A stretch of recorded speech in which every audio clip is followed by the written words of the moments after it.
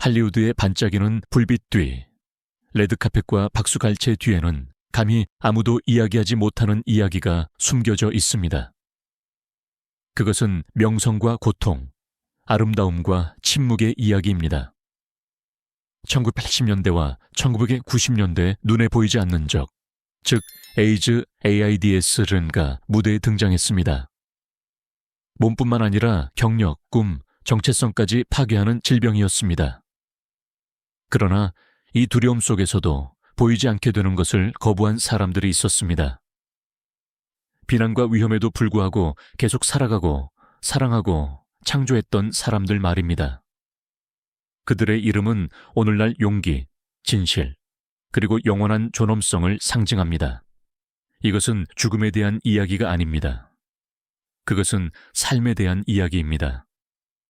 자신만의 빛으로 어둠을 꿰뚫은 사람들에 대한 이야기입니다. 1.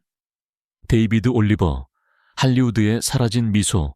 그는 아름답고 재능이 있었으며 큰 명성을 향해 나아가고 있었습니다. 데이비드 올리버, 1980년대 스크린을 밝힌 얼굴이었습니다. 그의 눈은 빛났고 그의 미소는 순수했으며 그의 존재는 우아했습니다. 드라마 어나더 월드에서 그는 섬세한 페리 허친스 역을 맡았는데 관객들이 사랑했던 캐릭터였습니다. 그러나 이 흠잡을 데 없는 외면 뒤에는 쓰디쓴 진실이 숨겨져 있었습니다. 에이즈라는 단어가 마치 저주처럼 속삭여지던 시기에 데이비드는 그의 삶을 바꿀 진단을 받았습니다. 그는 동정이나 세간의 이목 대신 침묵을 선택했습니다. 그는 계속 연기하고 계속 미소 짓고 계속 살았습니다. 그의 몸은 서서히 약해지고 있었지만 말입니다.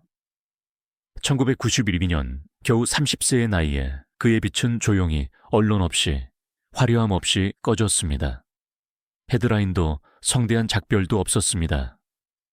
세상이 거의 알지 못했지만 침묵이 얼마나 용감할 수 있는지 보여준 예술가의 조용한 죽음뿐이었습니다.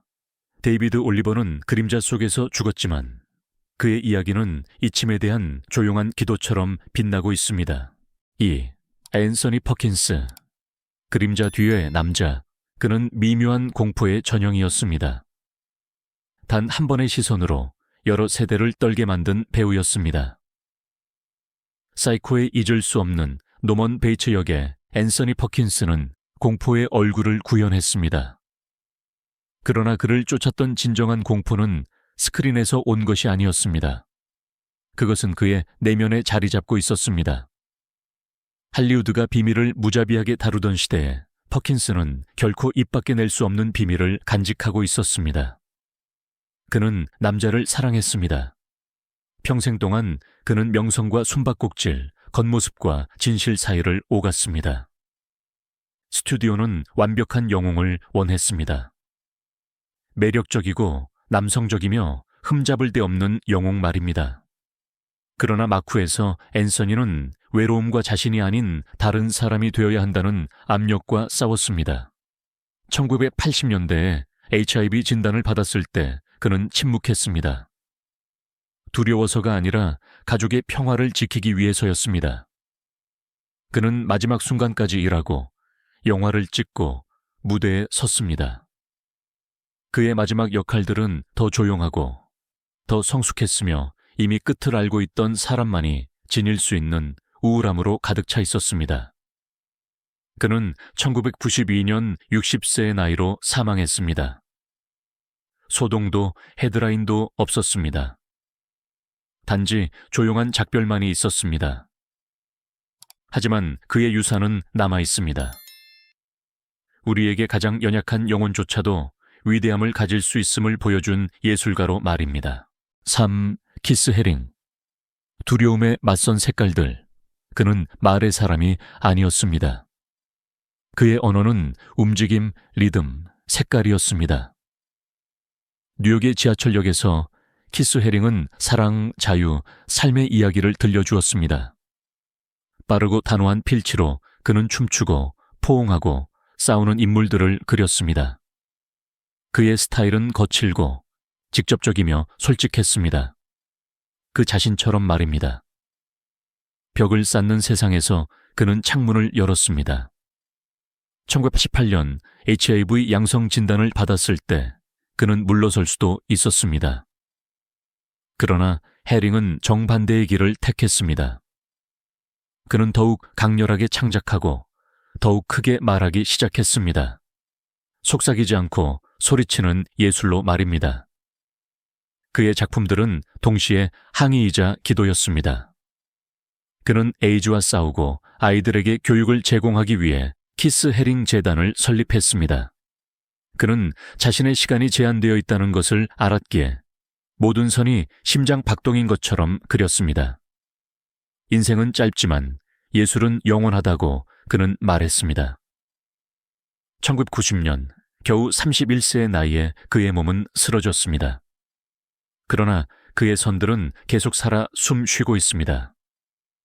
벽에, 캔버스에, 마음속에 말입니다. 키스 해링은 두려움을 색으로, 고통을 아름다움으로 바꾸었습니다. 그의 유산은 사랑이 언제나 마지막 획을 긋는다는 것을 우리에게 상기시켜줍니다. 폴 셰나르. 침묵의 우아함. 그는 많은 말을 하는 사람이 아니었지만 그가 방에 들어서면 모든 것이 달라졌습니다.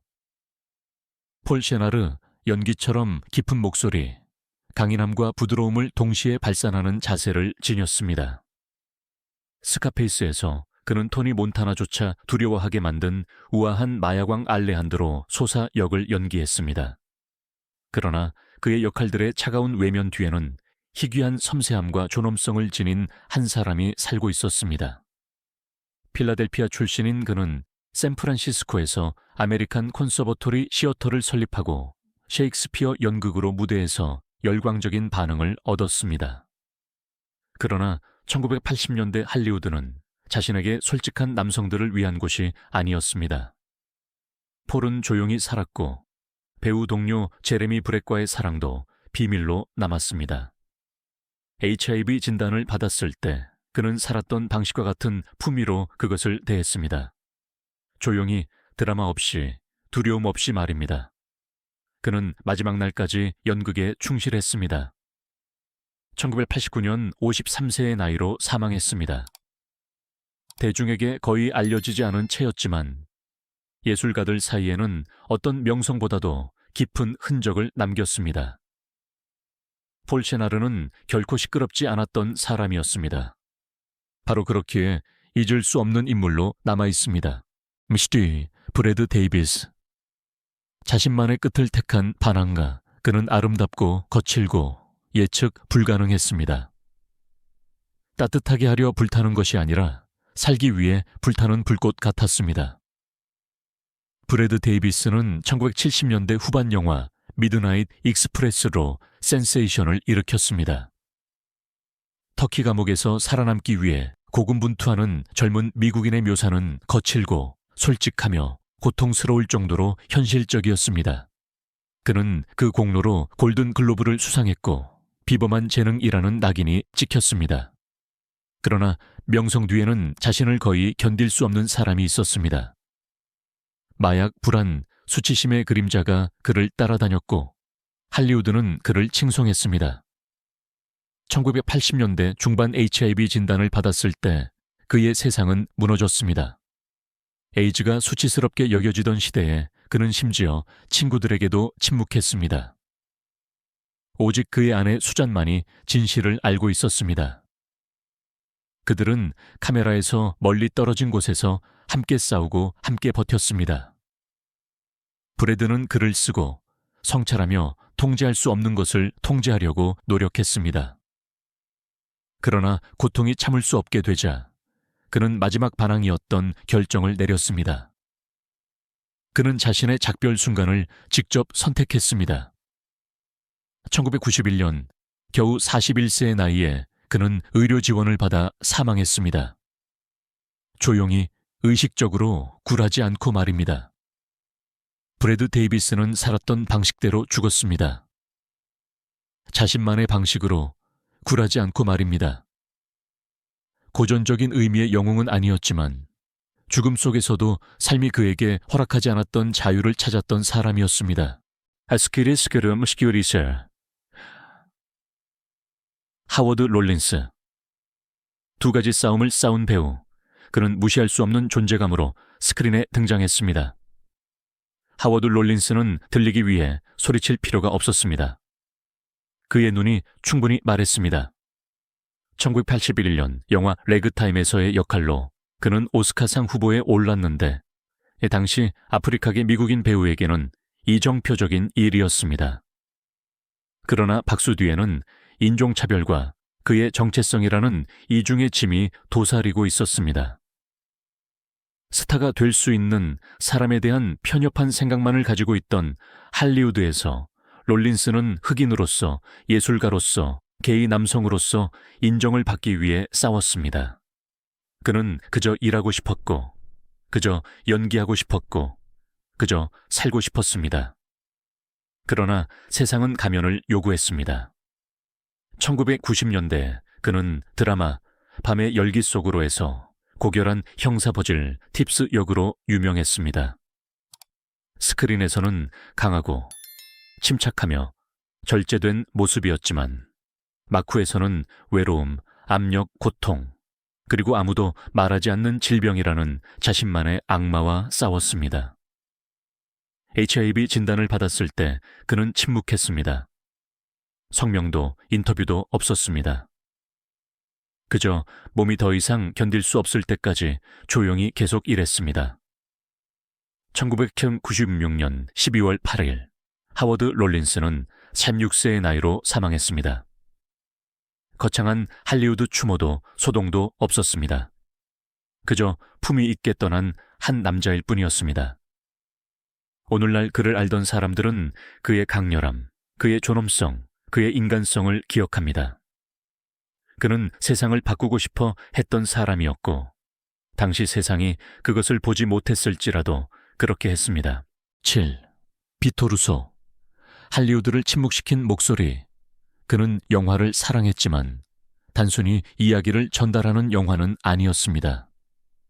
그는 거울이 되어 진실을 보여주고 가면을 찢는 영화를 사랑했습니다. 비토 루소는 배우가 아니라 비평가이자 역사가이자 투사였습니다.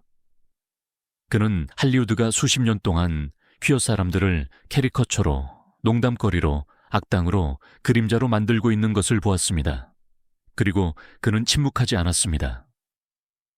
그는 1981년 그의 저서 셀룰로이드 옷장으로 이 침묵을 깼습니다. 그는 꿈의 공장이 지닌 거짓말, 진실에 대한 두려움, 그리고 표현의 힘을 폭로했습니다. 그것은 단순한 책 이상이었습니다. 말로 된 혁명이었습니다. 비토는 세상이 주목하게 만들었습니다. 그리고 에이즈 위기가 닥쳤을 때 그는 다시 선두에 섰습니다. 이번에는 영화관이 아니라 거리에서였습니다. 그는 다른 활동가들과 함께 ACT-UP과 GLAAD 같은 그룹을 설립하고 무지와 무관심 정책에 대한 저항을 촉구했습니다. 그 자신이 HIV 양성이 되었을 때도 그는 한 발짝도 물러서지 않았습니다.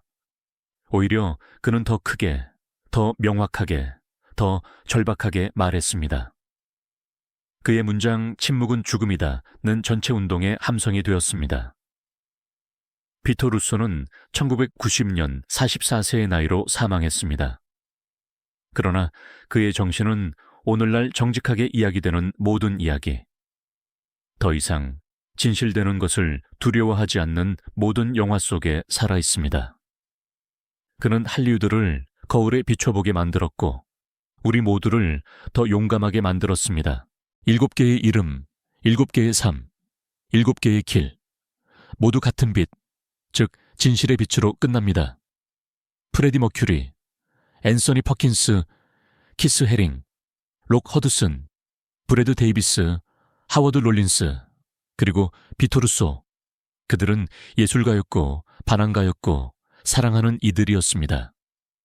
그리고 그들은 그들을 이해하고 싶어 하지 않는 세상에서 살았던 사람들이었습니다. 그들 각자는 같은 보이지 않는 적을 품고 있었지만 그 누구도 그 적이 그들 자신을 규정하게 내버려 두지 않았습니다. 그들은 질병 자체보다 더 강한 예술, 음악, 말, 그림을 창조했습니다. 그들의 몸은 쓰러졌지만 그들의 목소리는 노래, 영화, 색깔, 아이디어 속에서 계속 울려 퍼집니다. 그들은 침묵이 치명적이었던 시대에 죽었습니다. 그럼에도 불구하고 그들의 이야기를 통해 이 침묵은 깨졌습니다. 오늘날 수십 년이 지난 지금 그들은 더 이상 단순한 희생자가 아닙니다. 그들은 상징입니다. 죽음조차도 넘어선 용기, 성실함, 그리고 사랑의 상징입니다. 왜냐하면 진정한 불멸은 누군가가 정직하게 살 용기를 가질 때 시작되기 때문입니다. 이 이야기들이 당신의 마음을 움직였다면 잊지 마세요. 공유하세요. 이야기하세요.